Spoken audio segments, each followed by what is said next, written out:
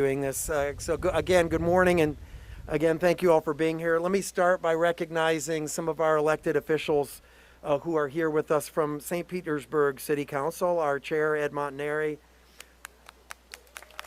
our Vice Chair, Gina Driscoll, and Council Members Rice and Blackman. Thank you for being with us. County Commissioner Renee Flowers.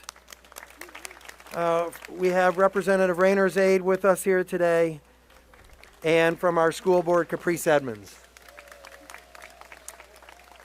And my thanks as well to our Deputy Mayor and City Administrator, Dr. Kanika Tomlin. Kanika, thank you. Thank you for the work that you do every day in helping me to lead this city in new and exciting directions. Outstanding job. And my thanks to the board and staff of the Dr. Carter G. Woodson African American Museum in particular. Terry Scott. Terry, thank you for partnering with us again. You know, Terry approached us with the idea of raising this flag over City Hall several years ago, which we thought was a great idea. And so we began this new tradition, which I am confident will now forever be a part of how we kick off Black History Month in the Sunshine City. Yes. It better be, at least. So I have about a year left as your mayor, and as I've said before, I intend to work until the last minute of my last day in office. But there's no denying that as my time in City Hall grows short, I find myself reflecting on how far we have come. And we have come a long, long way as a nation and as a city. So today we raise this flag and begin Black History Month with pride. Kamala Harris, a woman of color, is our history-making vice president.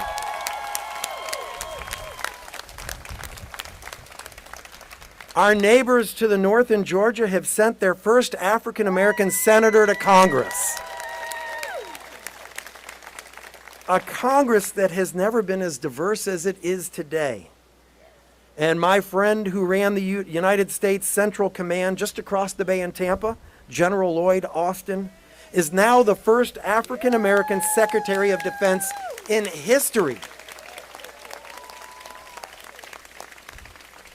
And here a little closer to home, I'm proud of the strides we have made as well. And so, for example, our city's Courageous 12 have been and will continue to be properly recognized. Finally, and perhaps you saw the news last week, our city's main library will soon bear the name of our nation's first African-American president.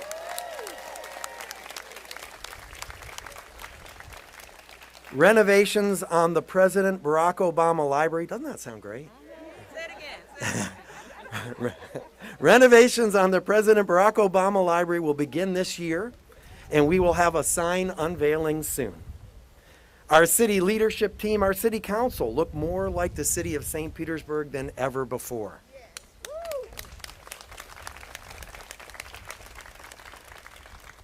But we should also be mindful of this. We are at a crossroads in this nation, and in our great city too. Less than a month ago, armed insurrectionists stormed our nation's capital, and people died. A police officer was murdered. Others have since taken their own lives. Alarmingly, there is a debate taking place among lawmakers about the consequences of these acts. There shouldn't be a debate. I believe in accountability for those who break the law, and I believe that members of Congress who encourage this violence are not fit to hold public office. I've heard a lot of different names for those who stormed the Capitol and attempted to overturn an election, but let's be clear. They're nothing more than rebranded Klansmen. Racists, driven by hate and fear of a country that looks less and less like they do. They are not what America is about, and they are not what St. Pete is about. Let me be clear about that too. We still have work to do here. We have work to do as we continue to reduce poverty and create opportunity in our impoverished communities and our African American communities, particularly in South St. Pete. We have more work to do to create even more equity and opportunity. You know, it really wasn't that long ago that green benches dotted the streets of St. Pete, that not everyone was allowed everywhere, that rainbow flags and Woodson flags were relegated to the communities that most identified them and would dare never fly outside City Hall. Well, those days are over. And I am excited for the future of this great city, as excited as I have ever been. This pandemic will not hinder my enthusiasm nor optimism, because we are resilient, and we will persevere, and we will overcome, as we do in St. Pete. Our black brothers and sisters can teach us all a thing or two about that. And lastly, let's honor our African American community by creating a statewide vaccination system that works for everyone, regardless of color or economic status, because it's not working right now. So again, I want to thank you all for joining me today, and I want to thank you for being here today to raise this beautiful flag. But first, I would like to invite Terry Scott to the microphone to say a few words. Terry? Making sure this doesn't fly away. Good morning, everyone. Good morning. Today, for the 5th straight year in the city of St. Petersburg, we gather in honor of acknowledging Black History Month, not only in our city, but our nation, and to pay tribute to the father of Black history, Dr. Carter G. Woodson. Those of you who know me know that I do not shy away for pouring on accolades while commending and congratulating the accomplishments of others, as I honestly believe leaders should lead. We're in a city where any given day our leadership propels us, and together we rise. How humbled we are today to stand in this mighty space where decisions are made for the betterment of our great city, a place where leaders take a solemn oath to faithfully and impartially perform and discharge the duties of their office according to the law and to the best of their ability.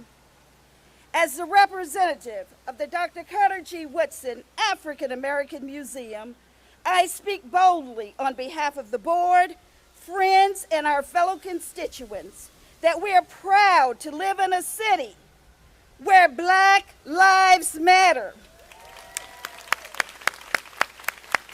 where Black history matters, and honoring the legacy of African Americans with our community and beyond. It all matters. The Woodson Museum was met with the threat of their doors being closed and their mission being abandoned. It was our local governmental leaders who came forth, not just in words, but in deeds, to ensure the survival of our community's African American Museum. The space in St. Petersburg where African American history is preserved, presented, and celebrated was spared as a result of the fortitude and leadership spearheaded by City Council, and the baton was passed, and the survival of the Woodson was brought across the finish line by Mayor Rick Kreisman.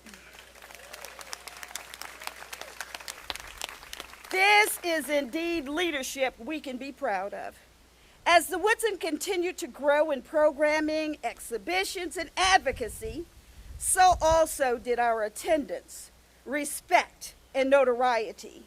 Because the Woodson has remained dedicated and committed to our primary purpose, which is Black history, we have been referenced in national publications across the country and beyond.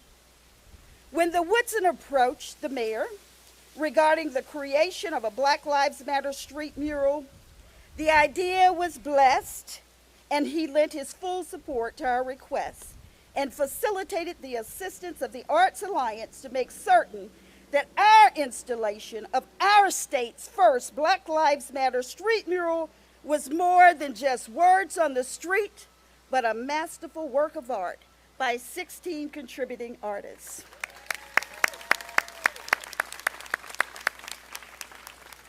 When again soliciting the support of our elected leaders about the need to expand the current building in order to ensure a proper African American museum, not just for our city, but our state and our nation, Mayor Kreisman gifted the Woodson 5.5 acres of land, and with the support of our city council, donated the first $1 million to begin the process for creating a new space for the Woodson Museum. We're proud to announce that on this Thursday, Mayor Kreisman and staff will unveil the City Council renderings for a state-of-the-art, magnificent new museum, because again, he believes that in St. Petersburg, Florida, Black Lives Matter. When the idea of raising the Woodson flag over City Hall was presented, there was no hesitation. And since 2016, we've shared this day of celebration with Mayor Kreisman, local elected officials, staff, and all of you, because he pledged a commitment to faithfully and impartially perform and discharge the duties of his office. Rick Kreisman, as you raise the flag for the last time as the mayor of this city, we say thank you. Thank you for your leadership when respecting African American history, celebrating African American history, preserving Black history, and honoring the father of Black history, Dr. Carter G. Woodson. Your leadership exemplifies the statement, "Together we rise." How blessed we are to live in a community where Black lives indeed matter. If we will just take a moment of silence now, bow our heads, and give thanks not only for this extraordinary city in which we live, but for those who can't join us for obvious reasons, COVID-related and other debilitating illnesses, we pause now and give thanks.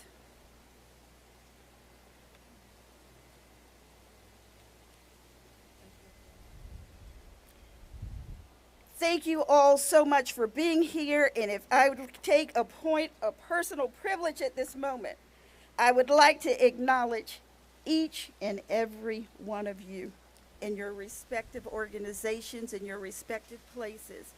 I give thanks, I am humbled, and I am proud to be a resident of the city of St. Petersburg, where here we raise a flag in honor of not only Black History Month, but Dr. Carter G. Woodson.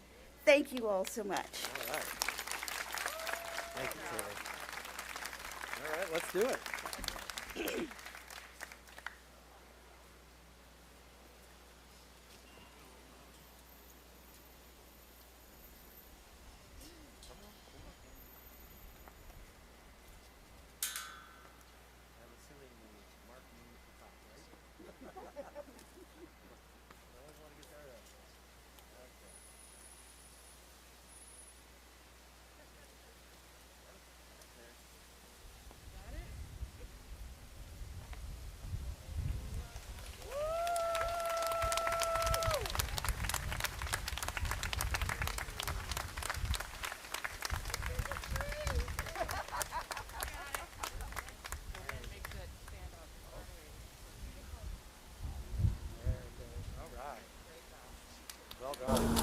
Thank you all for coming.